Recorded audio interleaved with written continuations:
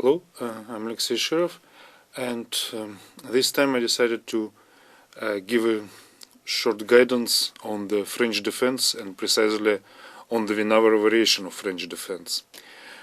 First of all, two words why I chose this topic. Because I almost never played this bishop before move. Before on move 3, always after knight c3 played knight f6, including this year in tournament in Lublin. And then I just decided to study some lines with bishop b4, got fascinated, and also saw that there are not that many things to study. So after studying a few basic games and checking a few basic variations, I already felt that I had some idea how this opening should be played. And therefore I got an idea to share this little knowledge with you, so I hope that even with these short comments that I'm going to make, you will learn a lot of new things about this French Winawer variation. Well, I will start my guidance with the game Andreikin Vitugov from Saratov tournament.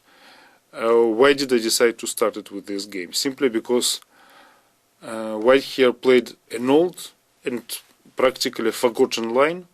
But when I saw this game and when I was myself preparing for Dmitry Andreikin 2 rounds later, I realized that this line is very tricky, and when White plays it, Black should be really prepared. And for those who are looking for new ways to challenge Winawer with White, I can highly recommend to study this line deeper. So this is about the fourth move a3, which until now has always been considered a sideline, but I'm not sure whether it's really going to be considered a sideline in the future.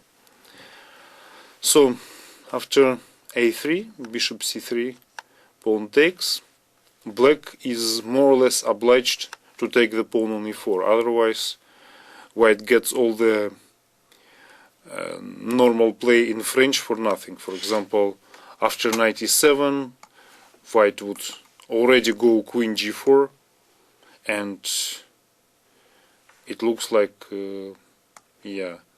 after short castling, of course, first of all, White can play e5 and turn it to non-theoretical positions, but in my opinion it's even stronger to play bishop d3 and just ask Black what he wants to do, and then okay, I cannot say that the position is very pleasant. So, okay, knight e7 would be an alternative, but normally Black plays d takes e4.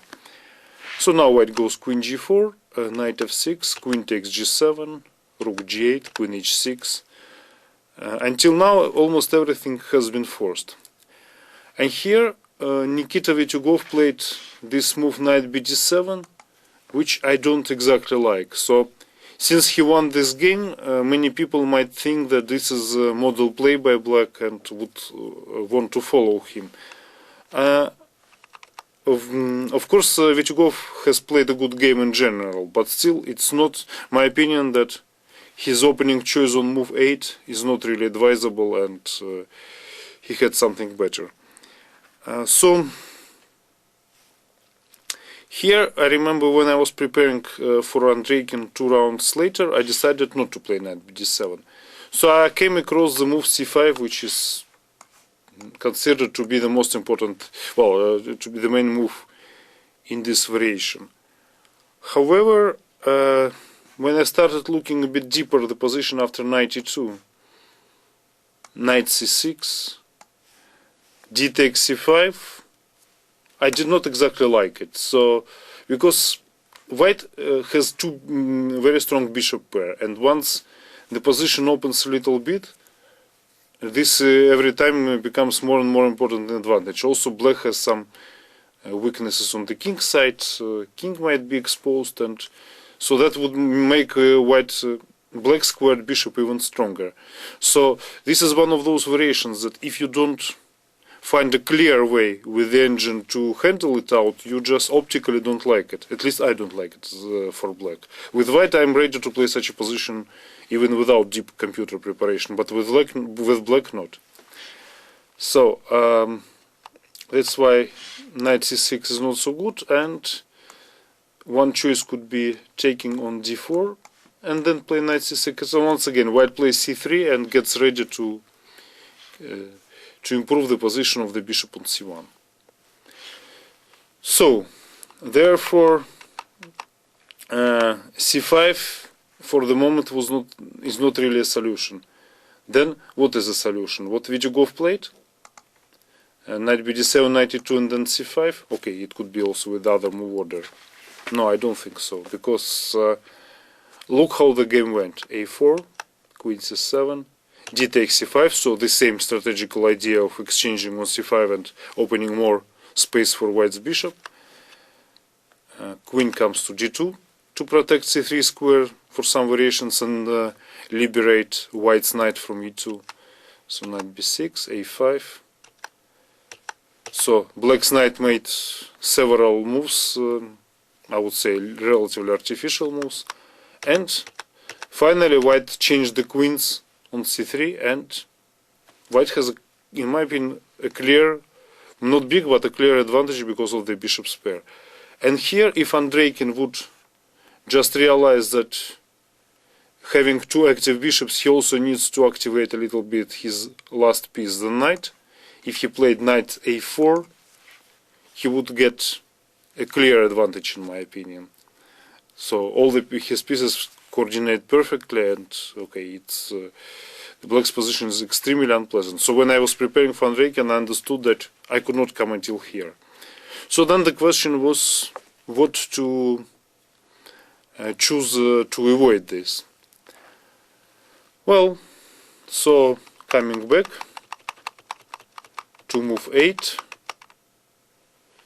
c5 is, well, as we say, I was not convinced either, so okay, it's like we said, calling for help, so I put on Houdini and just did some other things while Houdini was analyzing this position, and I was very curious to see what it would come with. And then after some time, Houdini gave as the first line rook g6. First I thought, no, it's typical computer move, makes no sense at all. But then I thought, well, why not? The most important thing is that, as we saw in previous lines, white queen normally goes to either e3 or to d2 in order to keep this the eye on the pawn c3, and then it's not actually correct to play c5 because it only helps white to open the center. The correct plan is to play knight c6 and then try b6 or knight e7. So, for example, after a4 we can play b6 and bishop b7, then maybe try to play queen d7, long castle, and get the counterplane. There can be many positions when black would or even try to sacrifice the exchange, and so on. So after queen e3, knight c6 is also a good move, and even it's maybe even better here with white queen on e3, because then now we also have the idea knight e7 and knight f5 with a tempo. For example, white tries to play knight e2 and knight g3 to avoid knight f5, but this position after knight f5, knight takes, pawn takes is pretty acceptable for black. Although, okay, it's a little bit dangerous, so, but it's still acceptable. But okay, knight f5 is not such a, it's not the only move either in this position. Maybe I can actually play something like knight d5, and after queen d2 just play b6 and then develop it with bishop on b7. So in all these lines what we did was to avoid playing c5 in order to develop pieces a bit quicker and also not to let white open the center so easily. So now white's bishop on c1 is still a strong piece, but not as strong as it would be in those variations.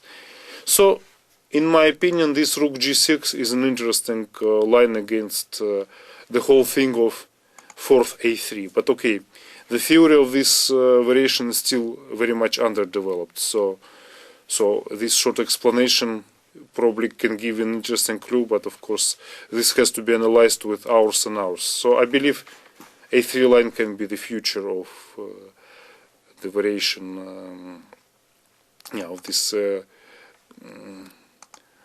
variation. So